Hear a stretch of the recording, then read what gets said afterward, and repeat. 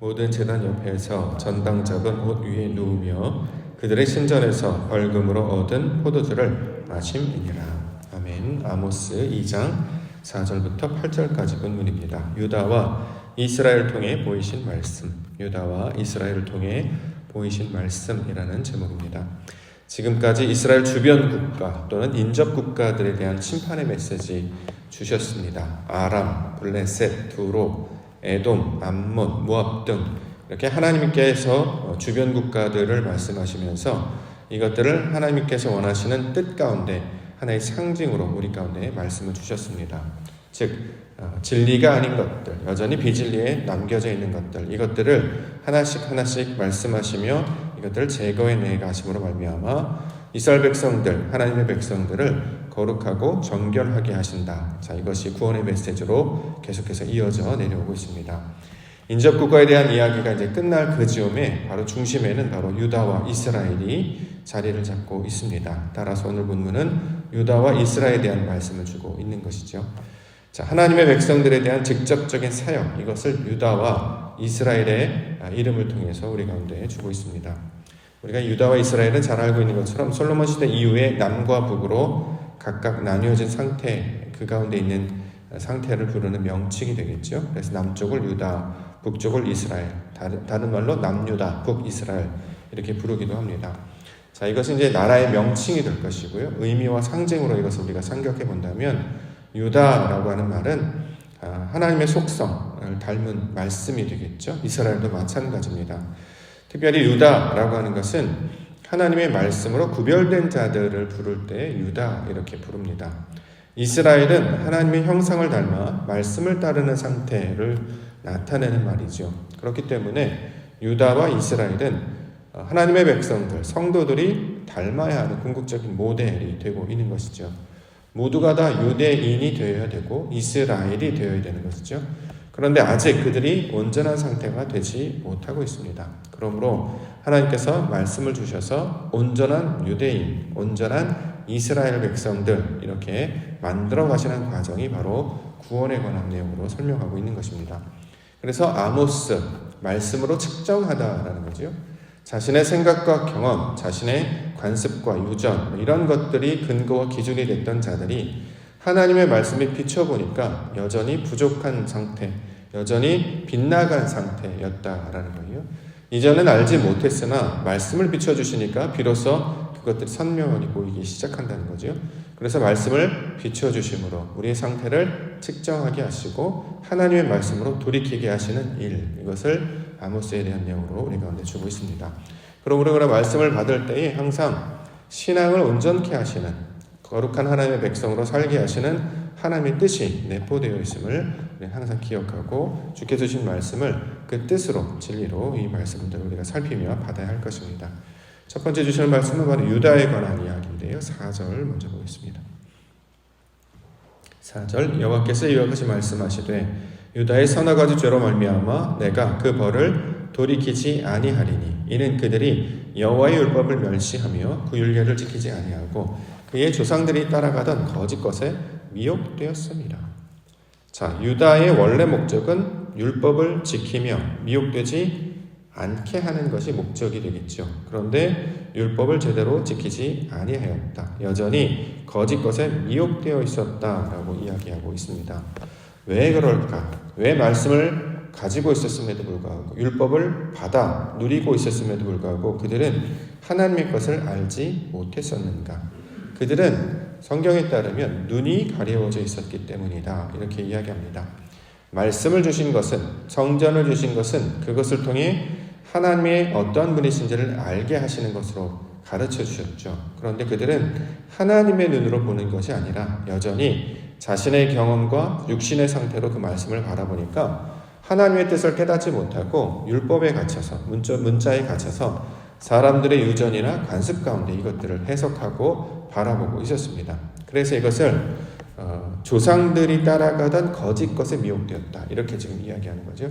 조상들이 따라가는 것, 보이는 것, 눈에 나타나는 것만으로 해석하는 것을 가리키고 있습니다. 이것을 신약에서는 사람의 계명으로 교훈을 가르치다 이렇게 설명하고 있죠. 마가복음 7장 7절부터 9절에 보면 사람의 계명으로 교훈을 삼아 가르치니 나를 헛되이 경배하는도다 하였느니라. 너희가 하나님의 계명은 버리고 사람의 전통을 지키느니라. 또 이르시되 너희가 너희 전통을 지키려고 하나님의 계명을 잘 저버리는도다. 이렇게 이야기합니다. 말씀을 주셨는데 하나님의 뜻으로 받지 아니하고 사람의 계명으로 교훈을 삼아 가르쳤다. 윤리, 도덕, 이 땅 가운데 나오는 종교적 행위, 이런 것들로 가르치게 되면 자신들의 뜻을 지키는 것이지 하나님의 뜻을 깨닫는 것이 안 된다. 이렇게 이야기합니다. 껍데기만 붙들고 있는 거죠. 형식만 붙들려 있고 문자에 갇혀 있는 상태.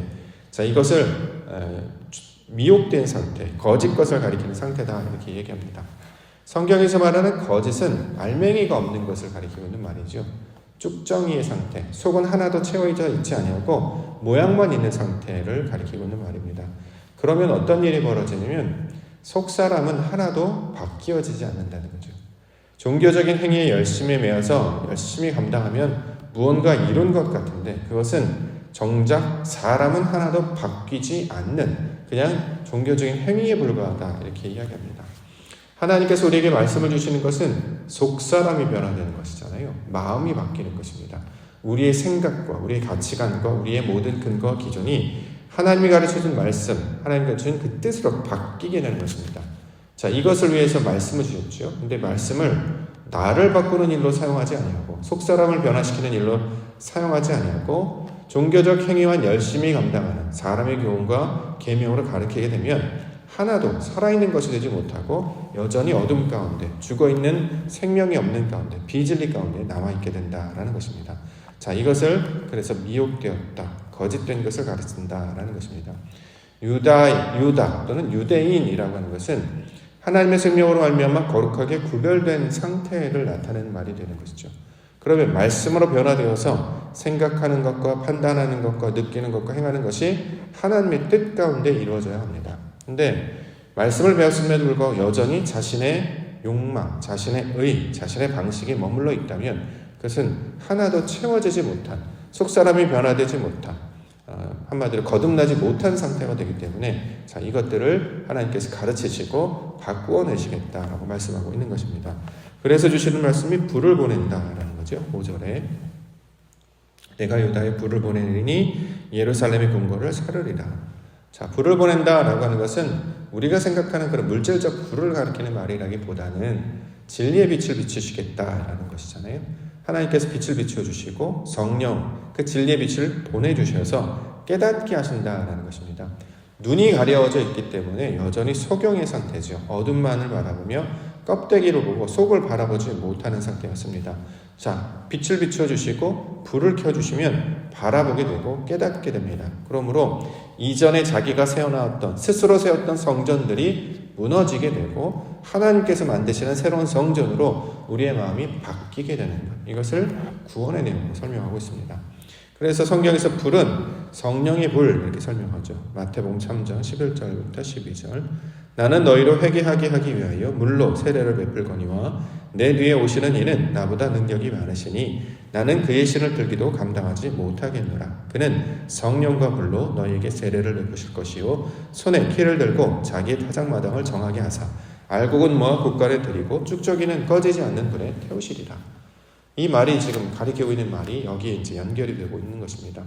구약에 나타나는 모든 불은 말씀을 가리키고 있는 말이며 성령을 가리키고 있는 말이죠. 그래서 그 불로 우리를 태워야 합니다. 기존에 우리가 가지고 있는 생각, 관습, 어떤 자기만이 가지고 있는 틀, 이것들을 해체시키지 않으면 하나님의 뜻을 온전히 깨닫지 못하기 때문입니다.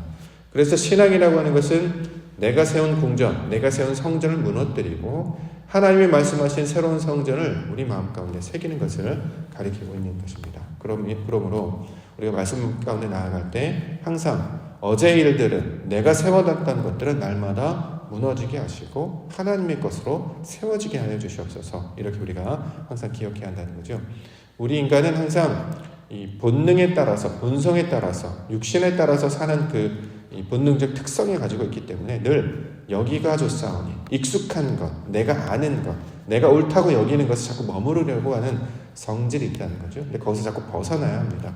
친척 아비집을 떠나서 말씀하시는 곳으로 가는 것처럼 이곳에서 저곳으로 항상 나아가려고 하는 역동성을 가지고 있어야 머물러 있지 않게 된다는 거죠. 그래야 생각 가운데 머물러 있지 않고 말씀 가운데 나아갑니다.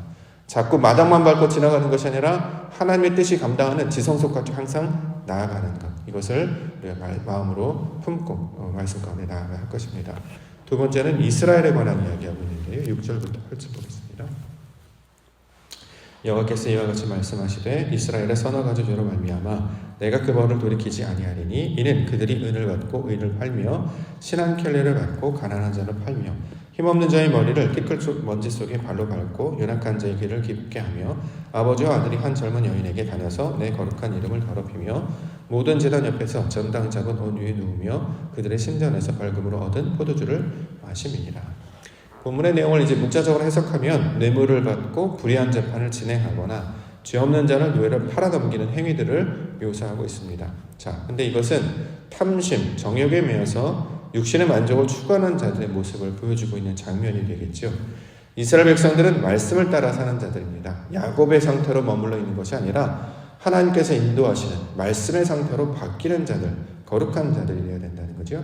그런데 그 말씀을 따르고 자신의 생각과 욕망을 누르고 말씀을 따라 살아야 되는데 여전히 자신이 하고자 하는 욕망, 자신이 원하는 그런 생각을 따라 살려고 하는 그런 습성이 여전히 남아있게 됩니다. 자, 이것을 부정하다, 더럽혀졌다 이렇게 이야기한다는 거죠.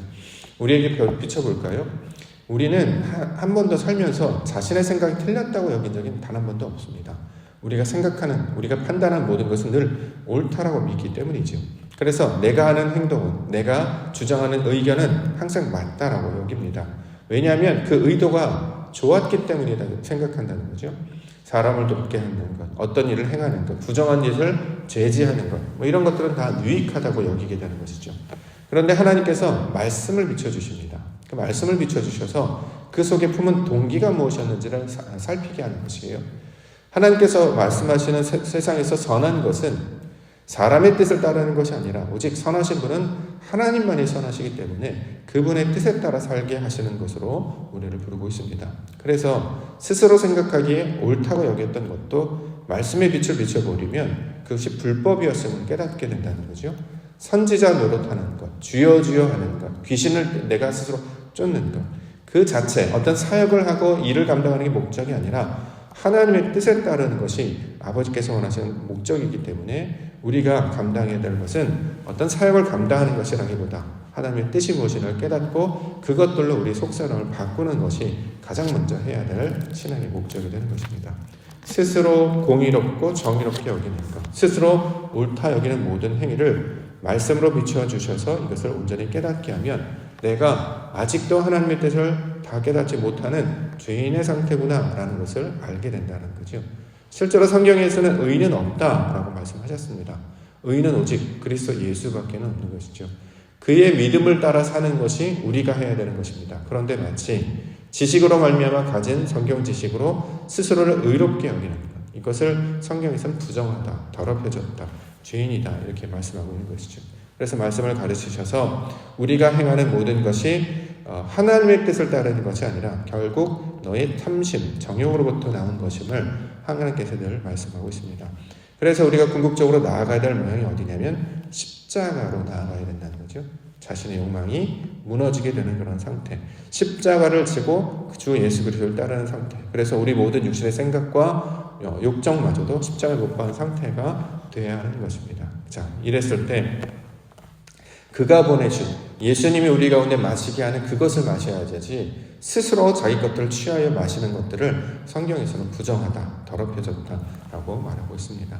날마다 하나님이 주시는 말씀으로 우리가 듣고 이것을 따르려고 하는 것은 하나님의 말씀으로 우리 생각들을 바꾸려고 하기 때문입니다.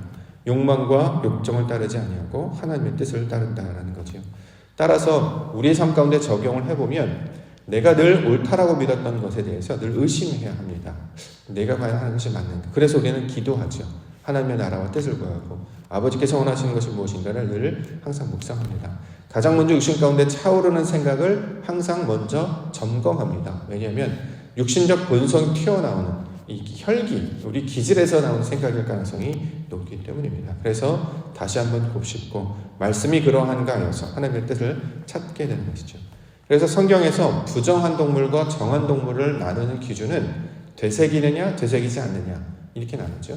돼지를 부정한 동물로 여깁니다. 왜냐하면 되새김질을 하지 않기 때문이고, 소를 정한 동물, 염소를 정한 동물 이렇게 얘기하는 것은 그것은 그 동물들은 되새김을 한다는 거예요. 자꾸 이것을 곱씹고 이걸 우리 가운데 보여주고 있습니다. 왜 그러냐면 우리도 자꾸 이런 생각을 하게 하신다는 거죠.